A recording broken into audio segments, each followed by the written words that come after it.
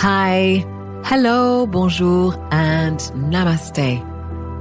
This is Out of the Clouds, a podcast at the crossroads between business and mindfulness. And I'm your host, Anne Muhlethaler. Today, I am delighted to be joined by Paulette Perhach. Paulette is an author, a journalist, and a writing coach who loves to share her knowledge and her expertise with those who are pursuing writing, both as a career or for personal creative goals. Paulette, along with the novelist April Davila, who was also a guest on the podcast earlier this year, co-created a virtual space for writers during the pandemic called A Very Important Meeting, which is where I met her. And in this wonderful virtual writing space, they offer the participants a mindfulness meditation and a 45 minutes focused writing session with the wonderful option to get support for their writing projects from the hosts who are all accomplished writers themselves. In this interview, Paulette shares her own journey with writing, how one of her stories went viral, what it's like to juggle creative pursuits and a day job, and plenty more, which makes for a very joyful, honest, and exciting interview. So I am really delighted to share my conversation with Paulette Perhach. Happy listening. Paulette, thank you so much for joining me. Welcome to Out of the Clouds. Thank you so much for having me. I'm so excited. You have like the best podcasting voice in the world. So you make me want to work on mine. Mine's a little shrill. Well, you do know I used to be a singer, so I have explored the microphone before the podcasting. I'm currently a kitchen and shower and car singer. I love singing. It is not for consumption of other people. Yet. So I wanted to start, as I do with most interviews, with asking you to tell me your story and pick up wherever you want. I am a creative writer who is doing all the things, trying to make it all work, probably doing too much, and nearing 40 and really thinking about honing in and creating the life that I really, really want based on this foundation of what I've been doing and recognizing how far I've come and really aligning what I originally envisioned for my life, which was I want to be a magazine writer who's getting sent all over the world to do incredible stories. And then in my lifetime, everything has changed so much about magazines, about newspapers, about, the world, right? And the internet was not a thing when I was born in 1982, back in the late last century. And so my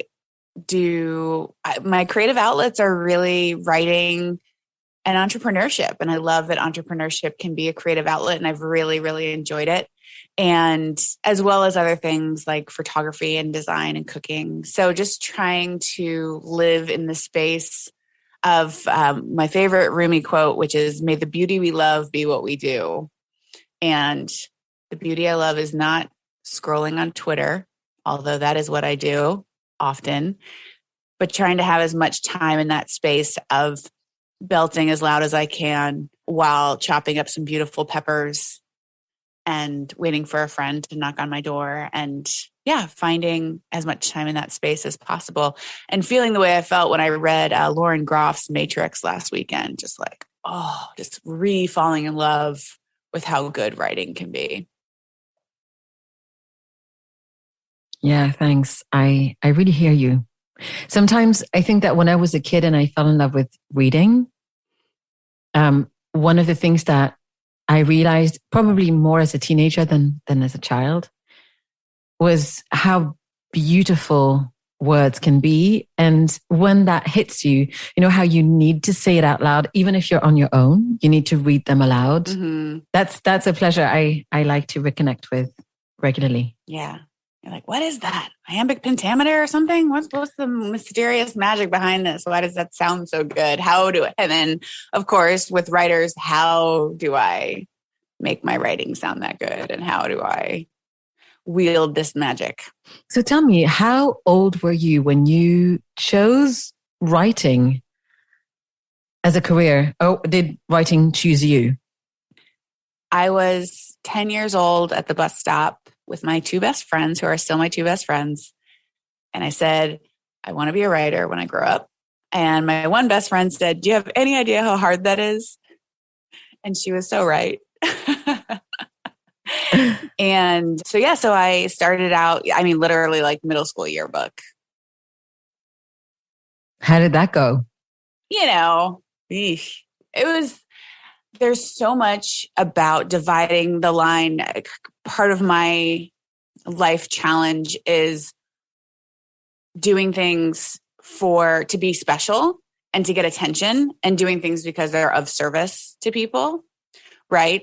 There's a video exists of my whole family, cousins and everything, tons of kids on the floor, Christmas morning, opening presents, right? It's crazy loud in there.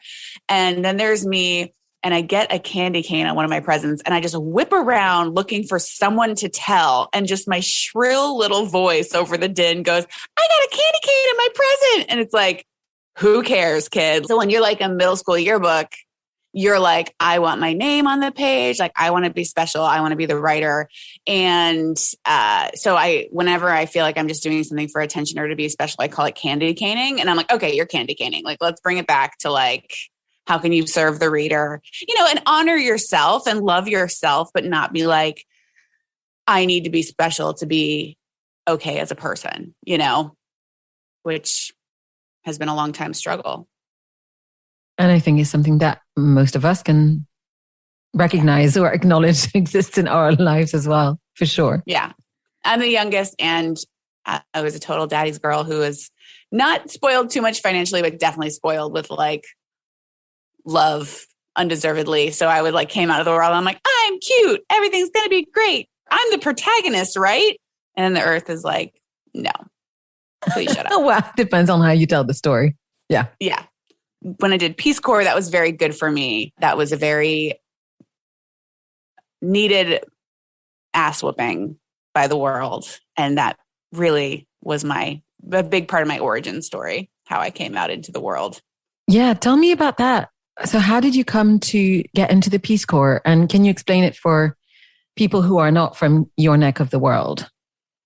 Yeah. So when you say Peace Corps in the United States, people envision you living in a hut, and you're like this, like traditionally, although this is coming under more scrutiny, you are this like very good person. Actually, there's a movie where the character can only see someone's like insides, right? And their insides look like their outsides. And all the Peace Corps volunteers are like beautiful people inside, right? Which, yeah, not necessarily true. And so I had always wanted to travel and never had money in college. A big part of my story is the financial chaos of my family. My family went bankrupt when I was 8. And then when we were finally starting to get our footing, when I was 17, my dad was killed in an accident at work.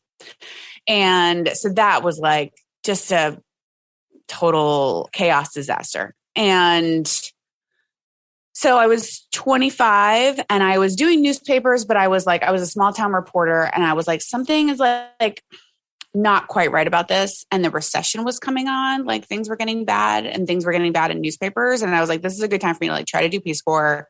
I also like had a lot of problems with anxiety, not so much depression, but like, anxiety just kind of sucks. So like, is that depression or is it just anxiety sucking? And I was also undiagnosed ADHD. So I was like, I just wanted to like kick myself out of my life. I'm like, let me go like do something big, be of service to people. And for example, when I got my country, where you go and you volunteer for 2 years, and your salary is about $2,000. And so I got Paraguay. I knew I was going to go to South America, and I got Paraguay. And I was like, I wanted mountains, I wanted beaches. And I was like, you can request a country change. And I almost wanted to, because I'm like, this is not a very, there wasn't Instagram at the time, but like the mode was like, well, this is not a very Instagrammable country. And then I was like, no, I was like, you are going to serve others and you're going where you're needed. So you're going to Paraguay. And I went and like, just adored the time I had there. I mean, I always joke that it was the best of times. It was the worst of times. And the big thing, like I didn't know Spanish when I went down there, and they have one of the highest levels of bilingualism in the world. So they speak Spanish and they speak Guarani, which is the indigenous language, which is like very different from a Latin language. And so you just go and you're like the village idiot for like 2 years.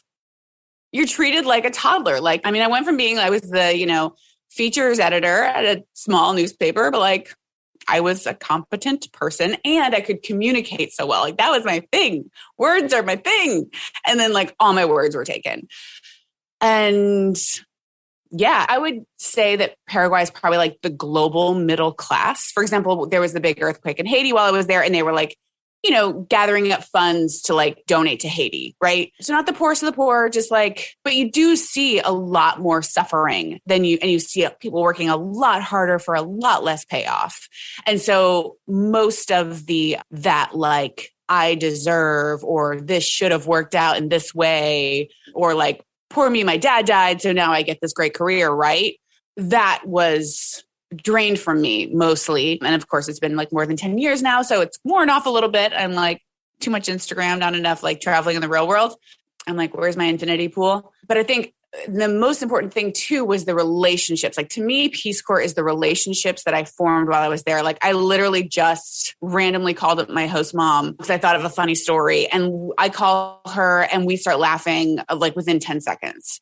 And it's not fair to her for me to say like, when being a freelance writer is hard, right? So to me, that was the big thing about like, the world doesn't owe you anything. And if your choice is to try to work in this thing that you love very much, and a lot of people love and want to work in, like you better get out there and you better work as hard as you possibly can and honor the opportunity you've been given to chase it. Because in a lot of places in the world, I wouldn't be able to.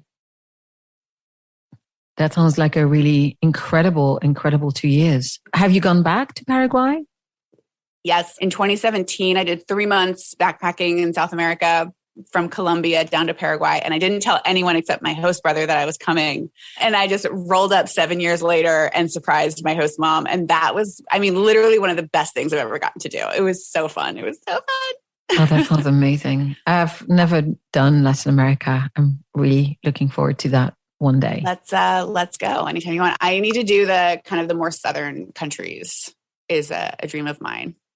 Yeah. I mean, the only place I've been is Mexico, which as a European, we think it's Latin America. So tell me about what it's been like for you when you came back after the Peace Corps, re-entering the workforce and pursuing your dream as a writer in the US.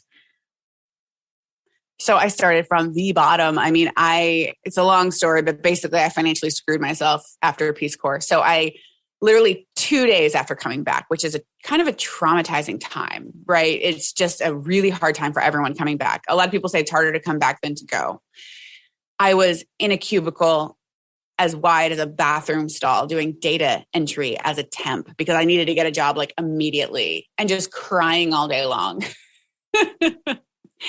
And crying and typing out numbers. That was a time that I really learned this kind of energy that I call not staying here energy. And so one of the things that I did was I said, okay, what can I use this time for? I mean, literally like wearing my mom's shoes, driving her car to a job, crying all the way there, listening to Florence and the Machine, getting in there, being treated like you, as a temp, you just get treated like dirt, literally getting yelled at. And I was like, wasn't I just on my horse in the fields in Paraguay speaking Guarani? This like my social capital had plummeted as well as my real capital.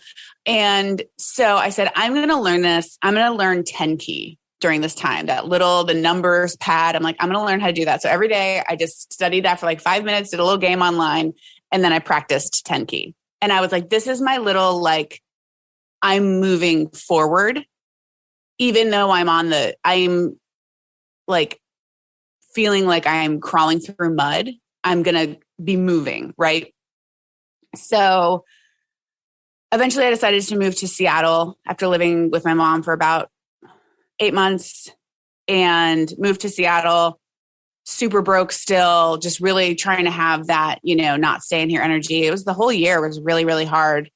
And then from reading all these books on finding a job, really just coming into like educating myself and taking responsibility for my own self-improvement and self-development. Read all these books, got an interview at a tech company. And because I'd been reading all these books, I knew that they expected me to negotiate. And my friend at the time who worked in healthcare, so never had to negotiate, it was kind of just set, said, like, I don't think you should negotiate. Like, you really need this job. And I was like, no, like, I'm going to do it, even though I am desperate and I would take half the salary probably.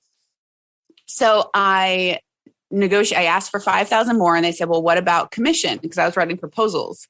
And so they gave me 1% commission, and that was $100,000 difference over the next 3 years. Wow. So I knew that I wanted to be a writer. So I used that I paid off my student loans, and I put as much as I could into my retirement, because I'm like, all right, I know it's going to be a little harder to save for retirement once I'm a writer. And then I left that job in 2015 and was working part-time. We're doing a 20-hour-a-week job and doing some freelance work in 2016 when a story of mine went viral. And that was really where things started to take off for me. And I call it setting the table, right? Like getting ready for your success and trusting that it was going to come. So I had, my Twitter set up, I had my Facebook as a writer, and my story went all around the world. I just got a Google alert with my name, here we are 5 years later, and it was translated into Indonesian. Wow. And it's been so cool to see it go all around the world. And, that was a really fun ride that will probably never happen again, but it was cool. And that was kind of like what started getting my name out there, which is how I've come to write quite a bit about personal finance and emotions, because the story was about women and money. Mm. And so from there, just really, I want to write a novel.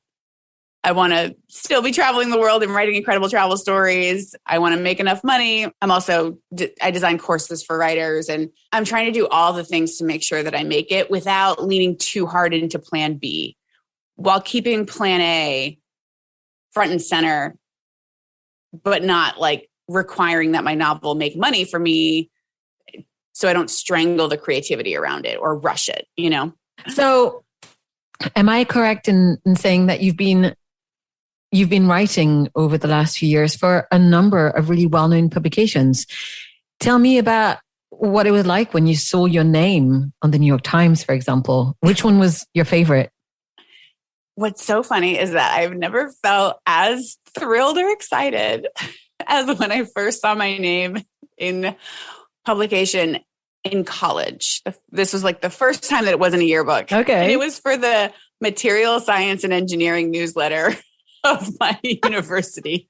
Amazing. So funny. And I happened to be walking by one of my journalism professors, and I was like, look. And they were just like, like could not have been less impressed. It's so fun. It's exciting. And the thing was, though, actually the very first time I was in the New York Times, I happened to be having an anxious day, and it didn't make me feel better. And I was like, that was really such a good lesson in mental health and how the external cannot always penetrate the way that you feel in your mind, right? And that was before I was doing therapy at that time for my anxiety, but that was before I had started medication, which like so immediately helped. And just 2 weeks later, I was like, oh, this is what it's like to not wake up with dread. Interesting. That's nice.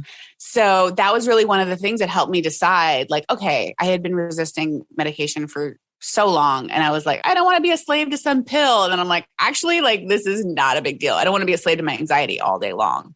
That was such an important lesson with the first time of seeing it.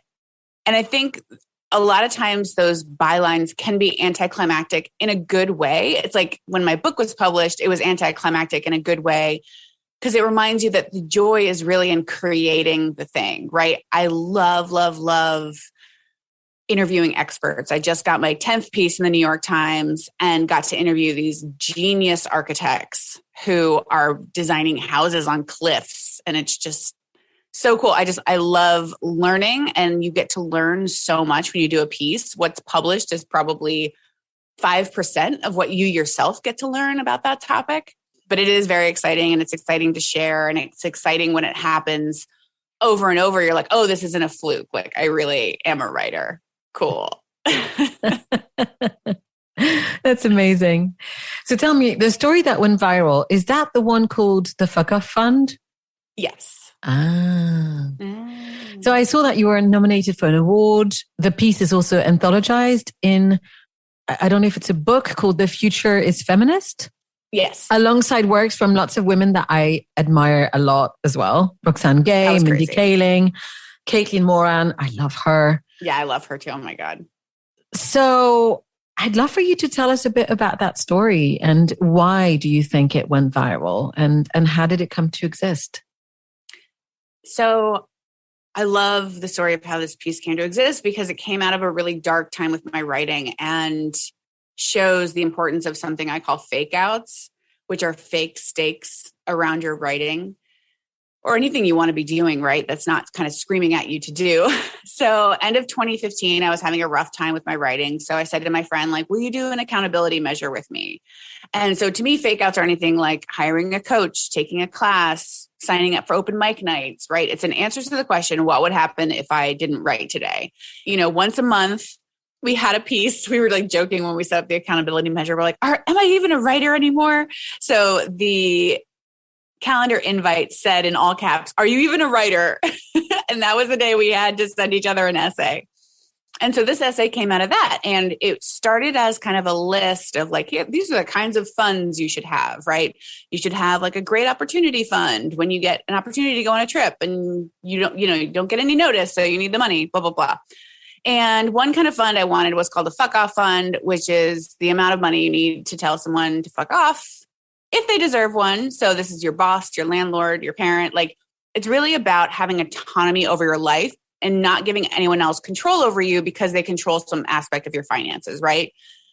So started off as just kind of an explanatory essay. And then through craft and through revision, I came to write it as it would happen if you didn't save a fuck off fund and then got sexually harassed at work and your boyfriend or your boyfriend becomes abusive, but you live with him and you can't afford to get your own place. And the things you start to find yourself excusing because it's easier to excuse than to figure out how you're going to get out of the situation. And then I rewrote the story of what would happen if you did have a fuck off fund. And so it's kind of this like sliding doors scenario. And yeah, it was like the day that it was published, I was at my job in my cubicle. And then around like 10:30 in the morning, Jezebel posted a story about my story. And I just like wheeled my chair over to my friend's cubicle. And I was like, something is happening. And it went, I mean, like Elle magazine called it like super viral. It was crazy. It was, wow. Someone mentioned it in an interview with, oh my gosh, I'm blanking on her name, Elizabeth Warren. You know, it was the craziest thing that happened was that at the Cannes Film Festival, Condé Nast had all these billboards that said like, in the future this, in the future that. And one said, in the future, every woman will have a fuck off fund. You're kidding me. No way. Not. Oh my God, that's amazing. The worst thing was that like my idea was living this wild life. I was like, the amount, and this is what's crazy about being a writer, is like my social capital just like skyrocketed. But again, my like real capital, when that Condé Nast billboard came out, I was at the place where I did my MFA residencies, which were 10-day residencies. I wasn't attending, kind of a long story. I was just there. And I literally brought like groceries to feed myself because I couldn't afford to go out to eat. And I saw that thing and I was just exhausted. And I was like, I would like some compensation for this idea. Like, I would like to receive the amount of like, I would like to be supported for all the value that I've apparently brought to the world. I mean, I probably, between the actual piece, I got paid $40 for the original essay. And then maybe like for reprints, like $1,000 overall total. And I feel very confident saying 1 million people have read that story on the original website, 750,000. And then it's been reprinted in, The Observer, Times of India, like all around the world. And I was freaking so broke. And I was so frustrated. And that was really, I think, such a lesson in like, you have to create your own structures for monetizing your work. Mm-hmm. Yeah, I work with a couple of writers based between the UK and the US. And it's true that actually they're all women. And we've talked about a few months ago how even when you are within a magazine structure, you're already treated as someone that is expandable. Like there are thousands others who want your job. So you're already badly paid when you're in. And then when you're external, it's even worse. It's even worse. Yeah. And that sense of what are we worth? What is our time worth? What is our voice worth? That's something that's deeply difficult to look at and important to discuss.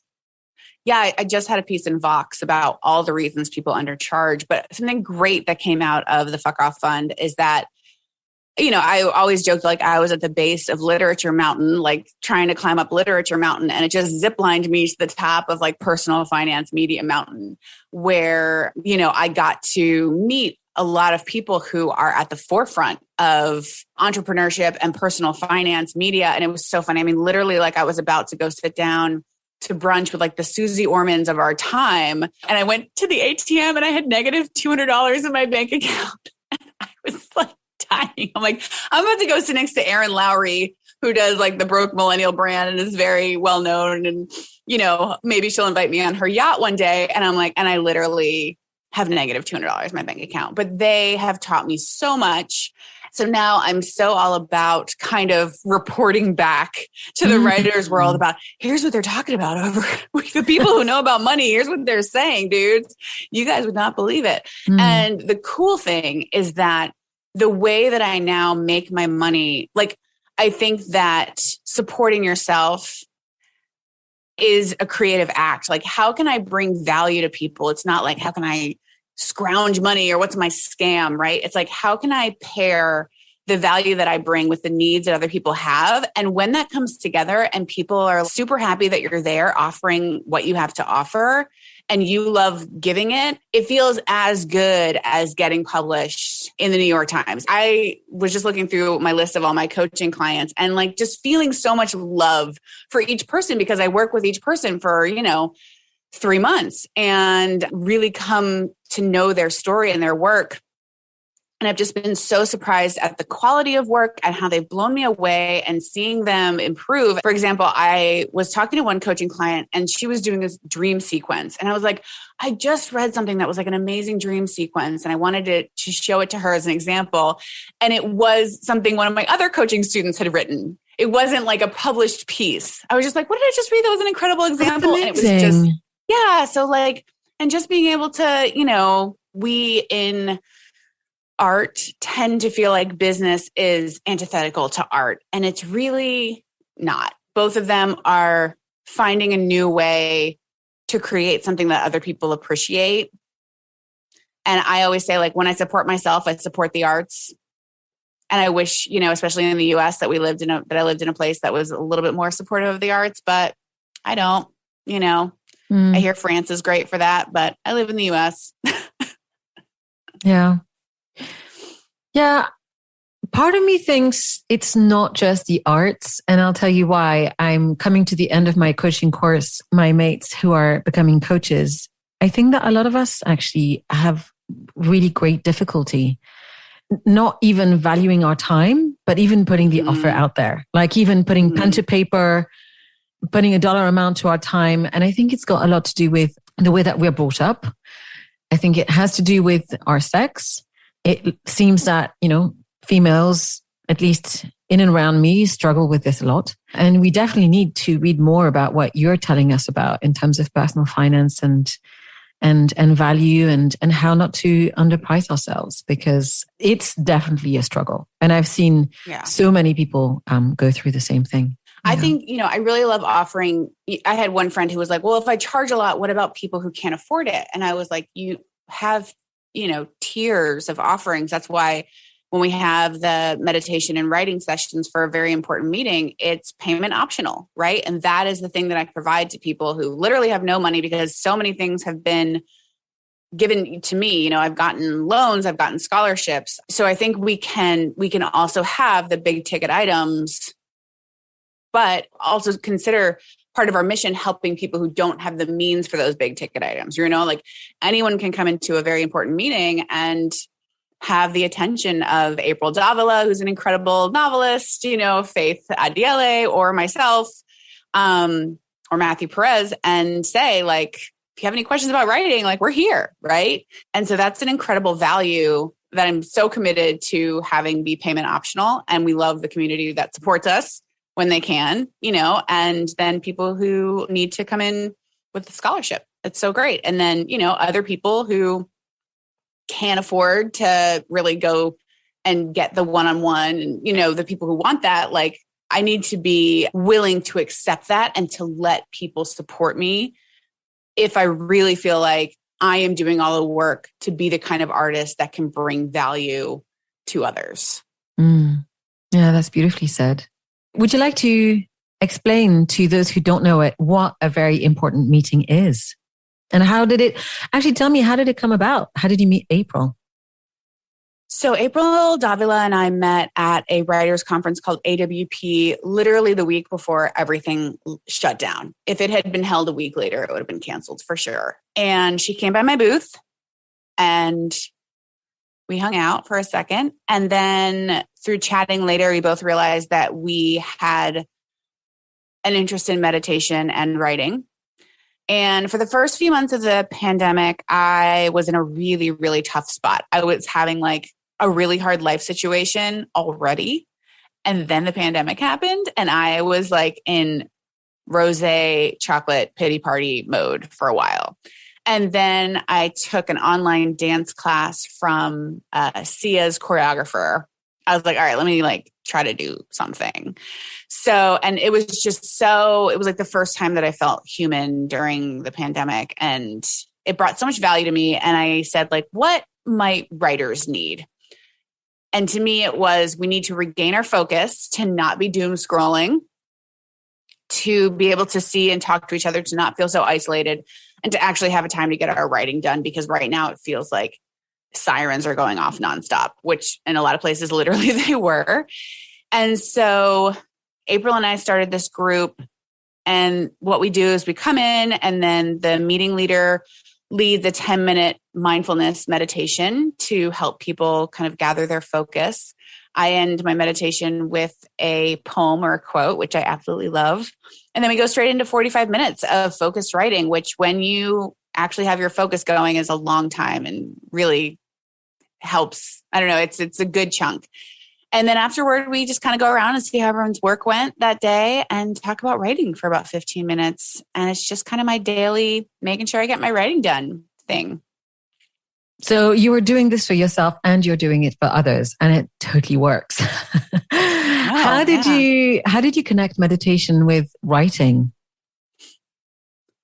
I think they both are around focus and kind of a thing that you want to make sure that you get done in a day, but also it's really hard to skip and feel like something else is more important, which is why we named it A Very Important Meeting.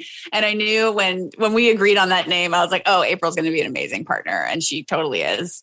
We have so the same vibe, you know, so it says right on your calendar, A Very Important Meeting. And I want to talk about what you said about it's for me and it's for other people.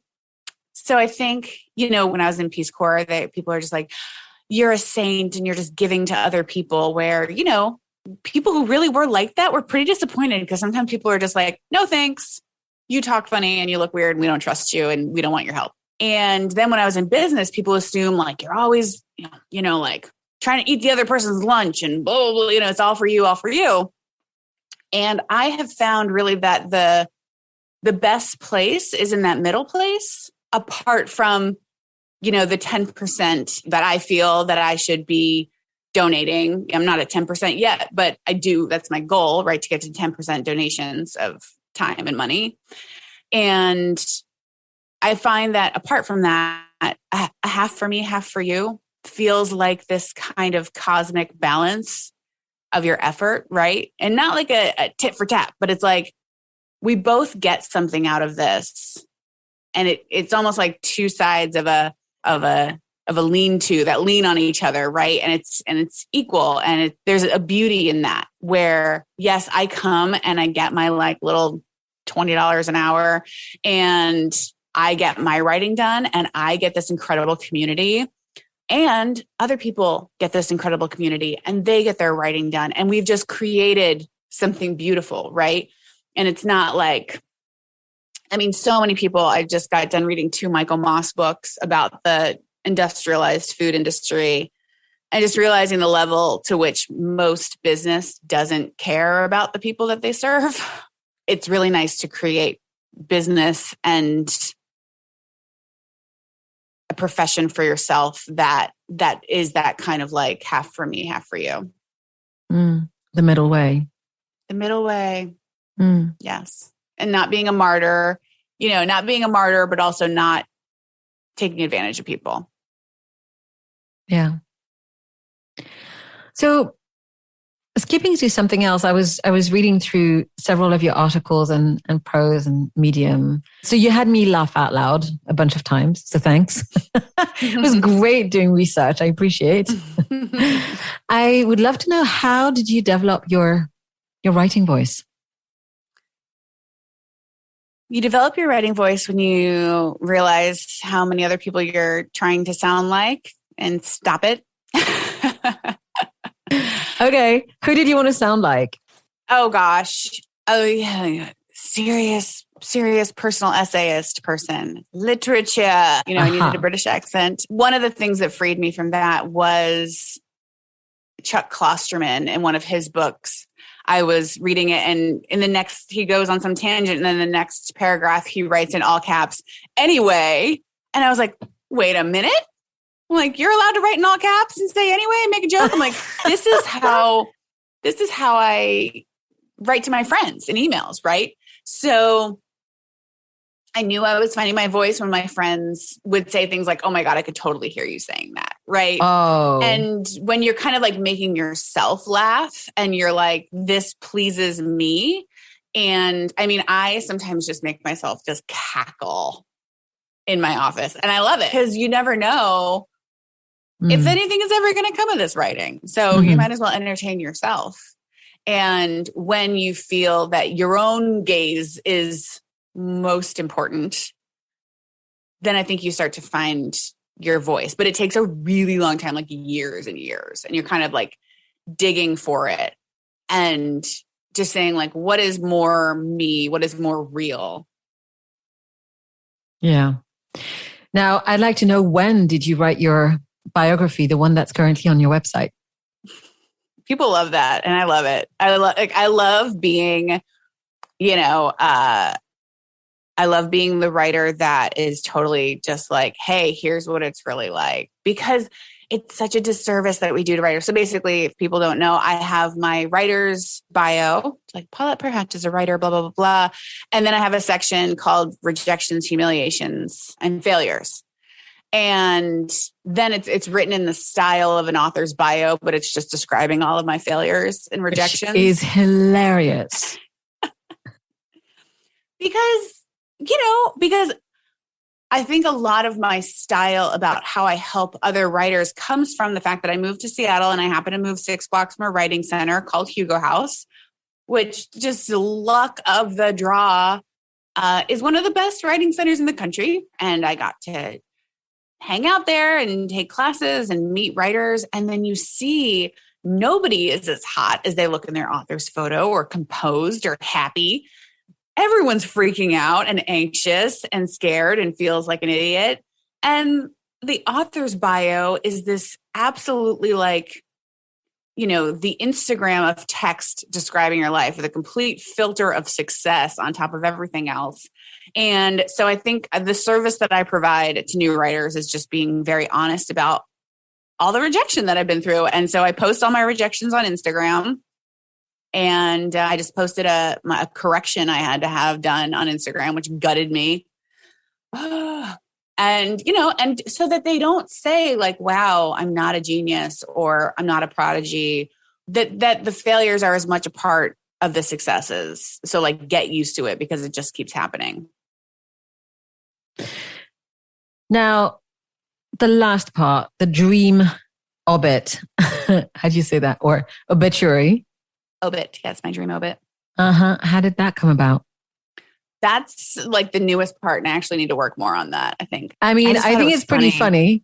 And I'm even going to ask you if you could read it to our listeners, because I feel like it's so entertaining that why not? I think it's really great to have something to look forward to that's different. And I don't think my voice is the right voice. I think it should be your voice. So I think I actually posted this when my friend Stephanie O'Connell wrote on Twitter that like ambition is vulnerable. And so to really say like, no, this is what I really want. Although part of this is just obviously joking, which is fairly obvious which parts, but it's like, no, I really want to be in the best. I want to be an incredible writer. Like I want to be doing work that is in the best publications in the world. Like what? Like, who do you think you are? Right. It's like, I don't know. Okay. So here's my dream obit. Paulette Perhach, age 100, spontaneously combusted while on horse safari in Zimbabwe. No horses were injured. Known as the Beyonce of the writing world, Perhach was the author of at least 2 New York Times bestselling novels, which would be so cool if Tin House had published. She also wrote 3 books on writing, covering the life, the business, and the spiritual path of writers.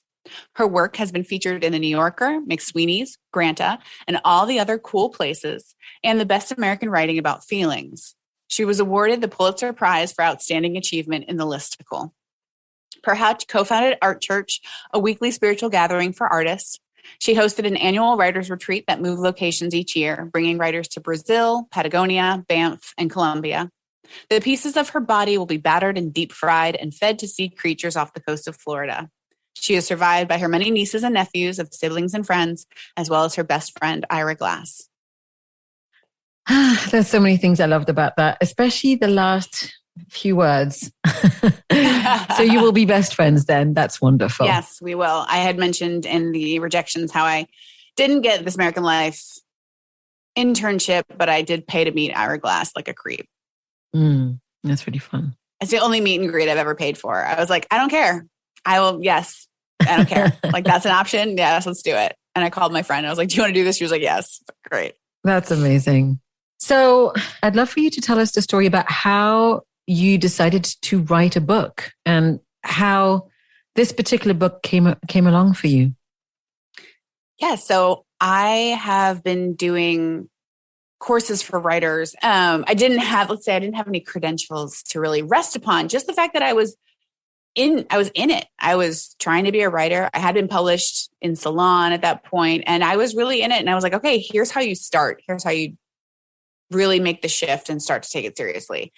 And after Fuck Off Fun came out, a local publisher called Sasquatch contacted me and said, hey, do you have any ideas for books? And so I gave them my course that I'd written, and they really liked it. And they wanted me to add on top of it kind of a memoir about being a writer. So it's about 50,000 words of instruction with 20,000 words of kind of memoir about being a writer. And so, oh man, I worked on that during 2018. And that was, I have never worked so hard for so little payoff in my life. And I lived in a 150 square foot apartment in Seattle and worked from 8 a.m. till 8 p.m. And I remember when my book launch was coming out, someone wanted to go on a date with me. And I was just like, well, I have to go like scope out my book launch venue. And there's a bar there. So if you want to do that, like you can tag along on an errand that I have to run sexy if you wanted to see me. And so, yeah, it was super tough. It was really cool. I finished one of the drafts on my trip in 2017 in Colombia. Just stayed in one place in Colombia, and I had to rewrite 3 sections a day. I was copying from the old draft to the new draft by hand. Like I didn't just edit it. I was like, I'm going to make myself copy it over. Because if there's something that makes you not want to copy over a sentence, it's the fact that you have to type out 70,000 words. So you're like, that's not cutting it. That's not like skip. And so, yeah. And then we had the book launch in Seattle, and it was fabulous. It was like my artistic wedding, I felt like. And it's been a really wonderful ride, and it got selected as one of Poets and Writers' best books for writers. And that was the day that I was like, okay, I did enough. Like I'm not I'm not a hack. And I describe it as freshman orientation for new writers. It's called Welcome to the Writer's Life, and it is like the welcome mat. Like, here's where we do this. Here's this. You're going to want to know about this and this person and this publication, and onward you go. And you got to worry about making money, and you got to worry about getting all your writing done. And here's what you have to read and how you have to read. And here are the things writers like to argue about. Oh, yeah. MFA versus no MFA.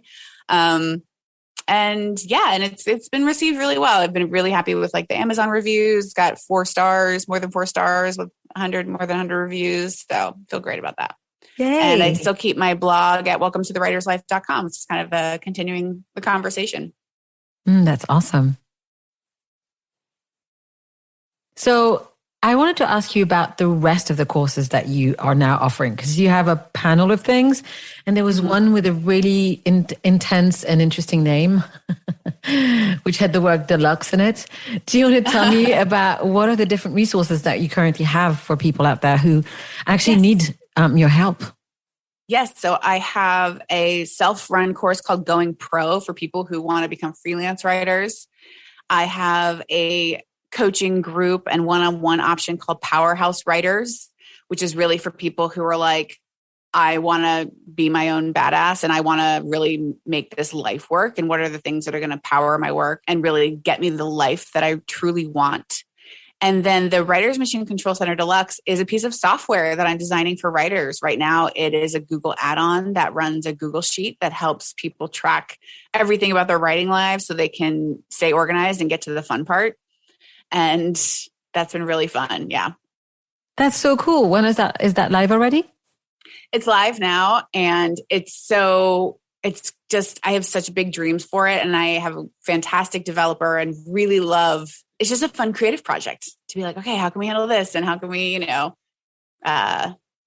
just how can you manage all your contacts? And when I make a mistake or something feels disorganized to me, I can be like, okay, how can I fix this in the Writers Mission Control Center?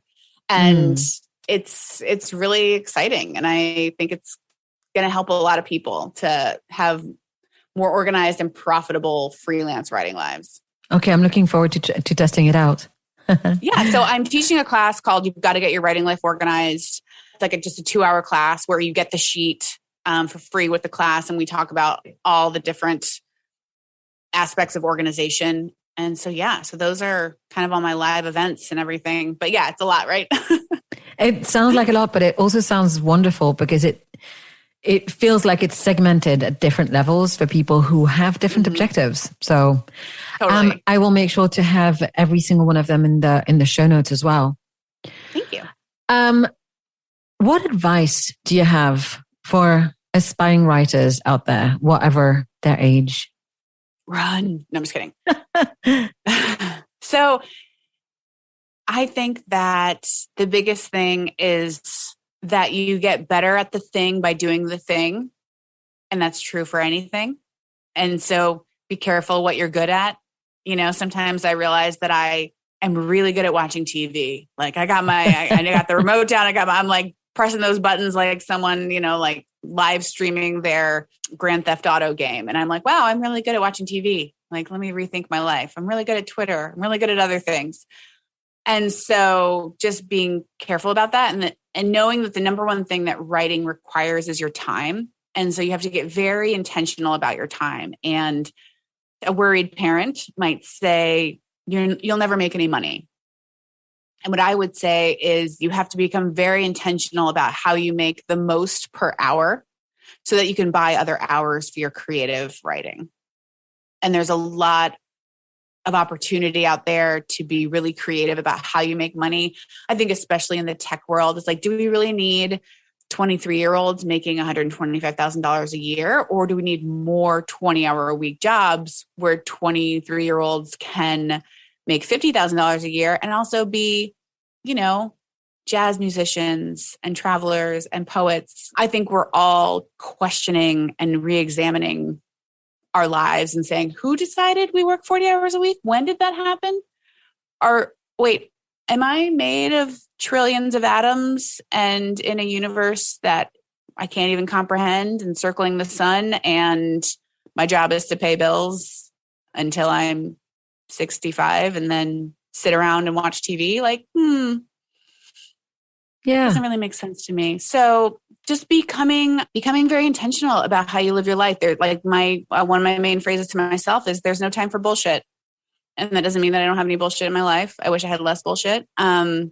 But you just have to get super intentional, and you don't have to take the life that is kind of just handed to you. It's interesting to hear you speak about this possibility. This different kind of life where you work less, but you get to pursue passion. You get to do something creative. You get to enrich your life and other people's lives. I'm interested in hearing from you, how were you supported as you were growing up with your dream of being a writer? I think that is where I won the parent lottery. I mean, my book is dedicated to my mom, who always said, just follow your heart. And she really, that is where she gets the number one A+ of momhood. She really just always said, follow your heart, honey. And so that was great. And that's, not everyone gets that for sure. So some people have to find that. And it's great to find that kind of support in community online and to join writers groups. And, I've seen posts where people say, my parents say X, Y, Z. And it's got to be really hard to go against what your parents think. Actually, one time I went to this, what do they call it? A craft school for 2 weeks called Penland. Mm-hmm. And while I was there making glass beads. And while I was there, I met someone who quit medical school to major in clay. Awesome. And I was like, wow, that's a conversation. And the great thing about being a writer is that when you're in clay, you can't really do corporate clay. I imagine you can in some ways, but with writing, I'm writing a website for a very huge scientific project that's extremely boring, and, getting $100 an hour to do that. And that buys me my 2 hours in the morning to open up my novel in Scrivener and stare at it and say, okay, what's going on here? Let me try to hopefully make this into something at some point.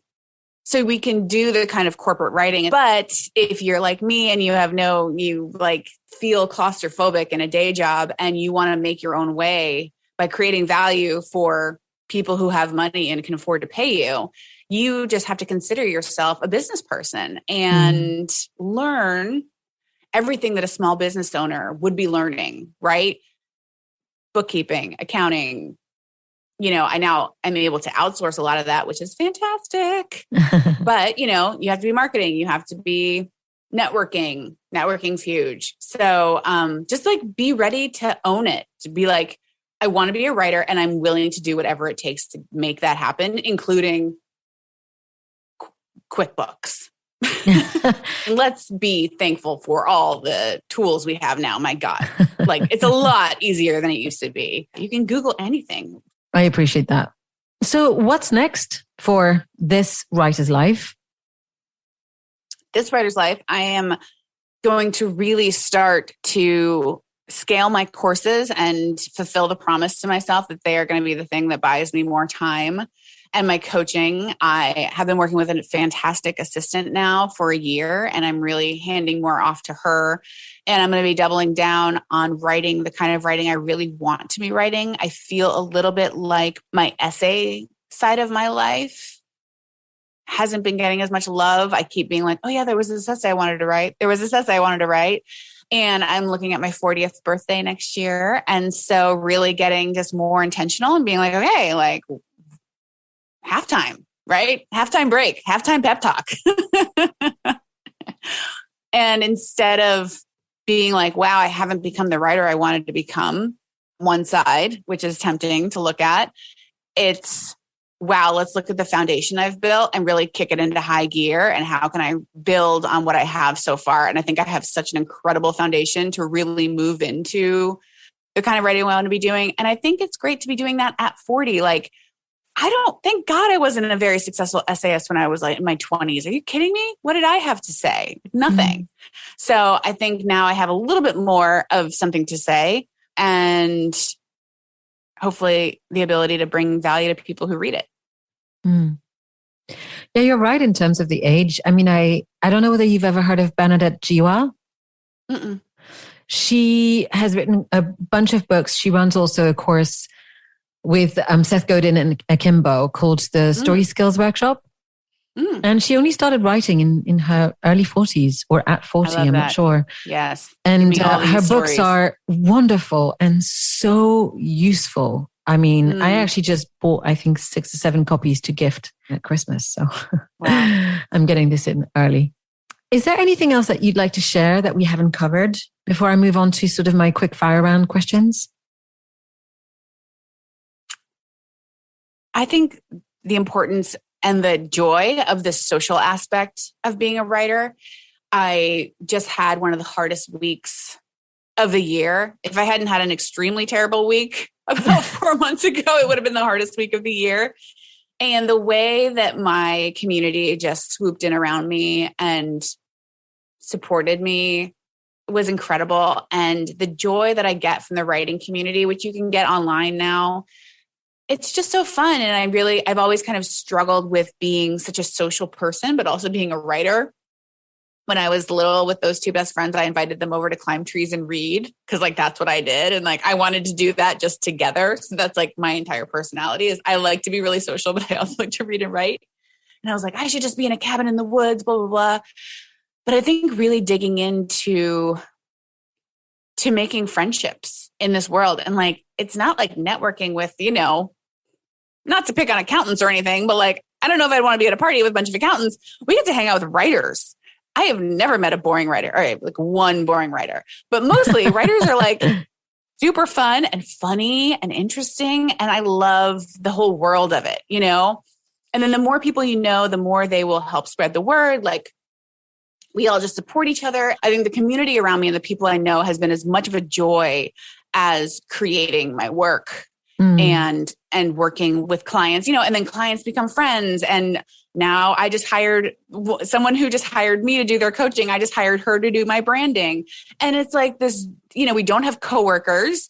We have colleagues who, are doing this work with us. And so I think really being intentional about that has brought me so much joy and so much work as well. So really not shying away from that and considering socializing with other writers part of your work. That's a beautiful, beautiful idea. Yeah, absolutely. Embrace the industry that you're in.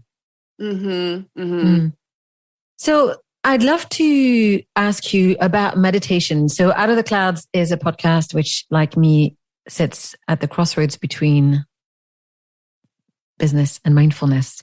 So how did you get into meditation? Anxiety. I think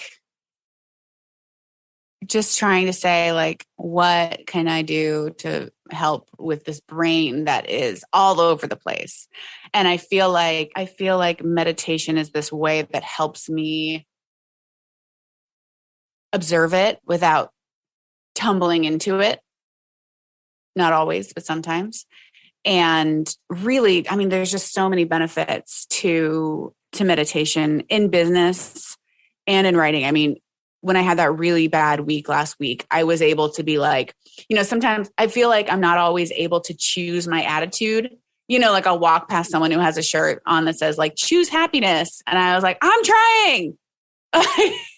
It's not always easy. It's not always possible. Right. But I find more and more that, like I say, I can choose my attitude about my attitude, where I say, I say, wow, I have a really crappy attitude today. Or, oh my gosh, I feel super defeated today. And I'm going to let that sit, right? Wow, I'm really having a hard time choosing happiness today. And if I could choose happiness, I would. Today, we're going to go with acceptance. I accept that this is hard. I accept that I feel down. And so there's just a layer of space between myself and my reaction to the world in which I can serve what I actually need more than just reacting. Like if I feel defeated, I can do something like, I'm going to let myself go out to lunch with a friend today instead of just sitting around in the story to be like, what do I need right now? What do I need to get back in that space? And just really strengthening the other side of the equation of the person inside this mind experiencing it. Yeah. What I'm hearing you say as well is being able to get distance with whatever you're feeling, because you're observing rather than identifying. So you recognize the existence of the state, you may feel it, but you can get a little bit of breather from it. And I think that I'm especially watching Succession, which so the characters are about the opposite of a monk. It helps me as well as a leader, having a team to deal. And I would feel the same way, maybe if it were like a mom dealing with your children, right? Where it's like my immediate reaction is like anger with like, let's say like there's a mistake or something, like I did have one meeting that was like the most enraging meeting and I like stayed calm. And my assistant was like, I can't believe you just stayed calm through that whole thing. That was like the craziest thing ever. And I was like, meditation. And I wanted to make a mug that says, you're lucky I meditate. Because that's a great idea. Add that on your website. I know we want to make a very important meeting swag. So I gotta get on that. So yeah, just the beat, right? Of a feeling arises and you can pause, which Tara Brach talks about, I think she calls it the sacred pause, and decide how you're going to react rather than just like reacting and then regretting, right?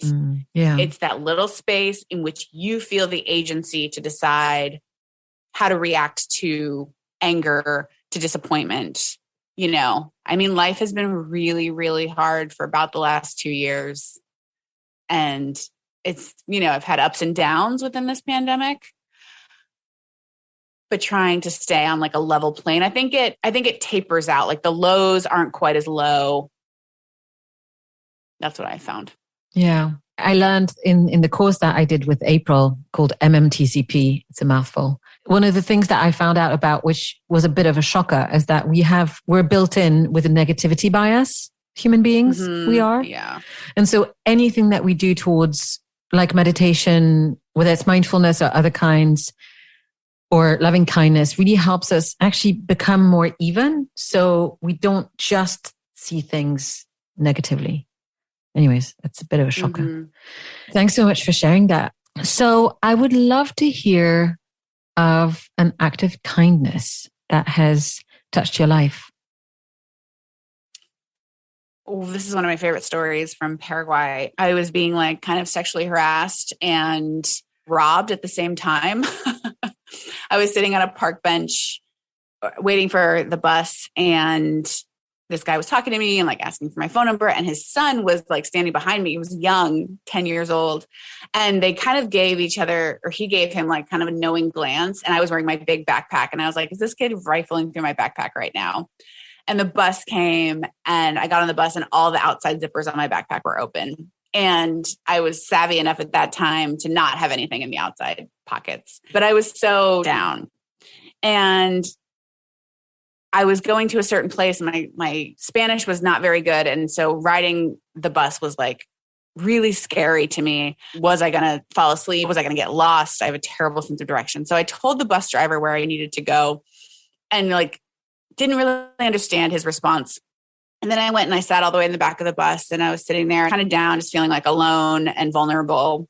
And then I think I kind of fell asleep and I woke up and I kept hearing Rubia, Rubia, which means blonde, which was like basically my name in Paraguay. And I look and literally like every single person in the bus is turned around pointing like, this is your stop. This is your stop. Like everyone in that bus was making sure that like I was getting off at the right spot. Aww. And they were all like taking care of me. And it was just so cute. And I arrived where I was going like in this really great mood and really touched by that. You know, it was just adorable. And that was like the majority of my experience in Paraguay. We're in any place where you don't really speak the language, you know, which I didn't initially. And how many people made sure that I was okay, that saw that vulnerability and made sure that I was okay. That's lovely. Now, possibly a hard question for you. What is your favorite word? I just need to add, for context, that you would tattoo on yourself. That I would tattoo on myself? Oh my gosh. Yeah, that you would like carry on your skin for a while. Yeah. So I actually, in the Writer's Mission Control Center, I have like a place to put your favorite words. And I think let's is one of my favorite words. Just like let's, that spirit of it's an idea of something we should do. Let's do this. It has a level of excitement. And I feel like there's like some kind of play on that with my name, Paulettes. Yeah. I just yesterday I had like an hour with someone and there's this beautiful garden that I haven't gone to enough that is just 4 minutes from my house, like 4-minute drive. And we only had an hour and I'm like, let's go to the garden. And we were like, do we have time? I'm like, yeah. I'm like, okay, make a coffee. Let's take a coffee to go. And we went and walked around and had a beautiful time. And I was like, wow, the difference between an hour walking around in a garden and an hour watching like mindless TV, the depth of that is so different. So kind of like, let's do those things that feel like life. I love the energy that is contained within it. Yeah. That or kerfuffle. For non-fluent English speakers, can you please explain what kerfuffle is? Kerfuffle, which I am Googling here, is a commotion or fuss, especially one caused by conflicting views. Well, that's not a very good definition. I just like the way kerfuffle sounds. I agree. It sounds really like funny. A kind of waffle. I'm like, can I have the kerfuffle? You're right. It would be a much better dish than it is a commotion. Yeah. Yes. Kerfuffle. But I find myself kind of more and more being like stopping with words and being like, ooh, that's a good word. It makes me feel like a poet. And that's kind of developed maybe after reading Mary Oliver's book on poetry and realizing like how important the sounds of words is. Yeah. Now, what song best represents you? That's a really hard one. But when the first thing that comes to mind is Holocene by Bon Iver, which is like just the most beautiful song. And it makes me want to write something that beautiful. And I feel like that it feels like the thing I'm seeking. Or yeah, kind of the ultimate state of like, this is the kind of life I want to have. Or maybe it's the opposite of me because it's very calm and soothing. And so that's why I love it so much. So, but I just love it. What would you say to your younger self if you could send yourself a message? I love you.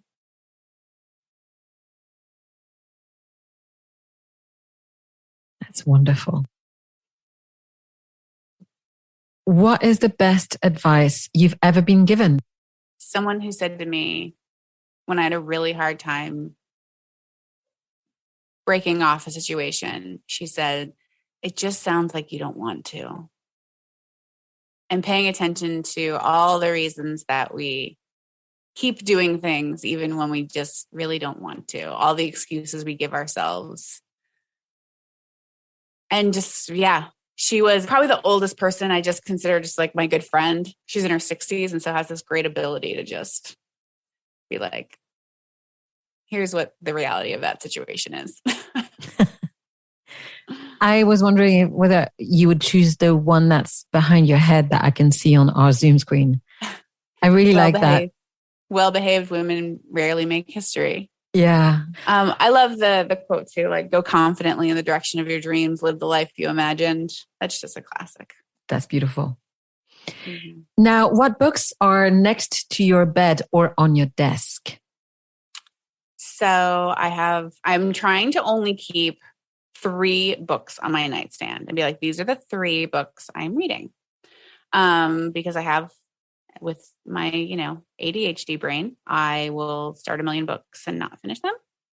So the ones that I have now are coming soon here because I took a picture of them so I could get them right. It is, one is a small little book called On Bullshit by Harry G. Frankfurt. Another is The Body, A Guide for Occupants by Bill Bryson. And then I had Matrix by Lauren Groff, which I finished, but it's still there. And it's just like, it like made me feel like we need to protect Lauren Groff at all costs. Like she's a national treasure. Oh, I'm not familiar with her. So I will definitely go check her out. Yeah. Who is one person you think we should all know about? So it could be a politician, a writer, a musician, an artist, anyone. George Saunders. It's like, probably a lot of people know about him, but he's just the best. Would you tell, for those who don't know about him, would you tell them a little bit about who he is and what he does? He is this writer. Well, his book came out on January 6th, I think, one year. And the New York Times said, George Saunders wrote the best book you'll read all year. And I was like, damn, that's like goals I didn't even know I could aspire to. Like the New York Times called it for his book. What? And his writing is just so joyful and funny, but serious. He has this spirit of really connecting with humanity. He also has a great writing book. And it's called A Swim in the Pond in the Rain, I believe. Okay. Yeah, I've heard about that. But just the way he talks is so without artifice. It's just, it feels very natural, and he's like your kind neighbor. And it was so funny. I had written in my book a little bit of a guide to meeting famous writers, if you ever get to meet famous writers, and kind of having a plan. And I was like, don't just run up to someone and be like, I love you. Like, when is a stranger running up and yelling, I love you, ever turned out well? And then I saw George Saunders on a plane, and what do? I love you. I was like, damn it. He was very kind about it. I did not call security. And then I had quoted something that he said in my book, but I wasn't able to find the recording. And so then after we got off the plane, while his wife was in the bathroom, I was able to corner him and confirm this quote for my book. And then he was on my flight coming back a week later, which was so funny. Felt like a nod from the universe. Definitely. That sounds like a good sign. Yeah, but he's a very sweet person. And the last question that I like to ask all of my guests is, what brings you happiness? Singing as loud as I can, beautiful music, cooking, seeing new things, lava, crocheting and making things, making jewelry, my friends' children, and just those moments that feel like you don't want to be anywhere else. Like this is what life is actually about, which I am looking forward to getting more of as hopefully the pandemic wanes. And beautiful, beautiful writing, and feeling like some writing that came out of me was beautiful. Thank you so much. You're so welcome. Paulette, it was such a pleasure. I really appreciate you making the time and indulging me in all my questions. Could you kindly tell people where they can find you and maybe contact you if they're interested in pursuing any of your courses or asking for advice, possibly? Sure. So you can follow me on Twitter at Paulette Perhach. Instagram is Paulette J. Perhach. And I blog at Welcome to the Writer's Life. And you can contact me at pauletteperhach.com. Awesome. And I will also put the details for a very important meeting so people are able to pop in and come meditate and write if they so desire. Yes. Thanks again for your time. I am really looking forward to seeing you soon at one of the meetings. Yes. And I wish you a wonderful, wonderful week. Thanks again to Paulette for joining me on the show today. So you can find her online first at pauletteperhach.com, but she's also on Twitter at Paulette Perhach and on Instagram at Paulette J. Perhach. Details for LinkedIn and her blog, Welcome to the Writer's Life, are also all linked in the show notes. So, friends and listeners, thank you again for joining me today, and I hope that you've enjoyed our conversation. If you'd like to hear more, you can go to your favorite podcast app and hit the subscribe button. You can also leave a review. It's always lovely to hear from you. If you'd like to connect, you can get in touch with me at AnneV on Twitter, or on LinkedIn, Anne Muhlethaler, or on Instagram at _outoftheclouds, where I also share some guided meditations and daily musings about mindfulness. The website is finally live. You can find me at annevmuhlethaler.com. And if you don't know how to spell it, you can either find that in the show notes or go to outoftheclouds.com. That'll get you there too. And you can sign up for email updates, whether you're interested in more podcasts, writing, or other things mindfulness. So that's it for this episode. Thank you so much for listening to Out of the Clouds. I hope that you will join me again next time. And until then, be well, be safe, and take care.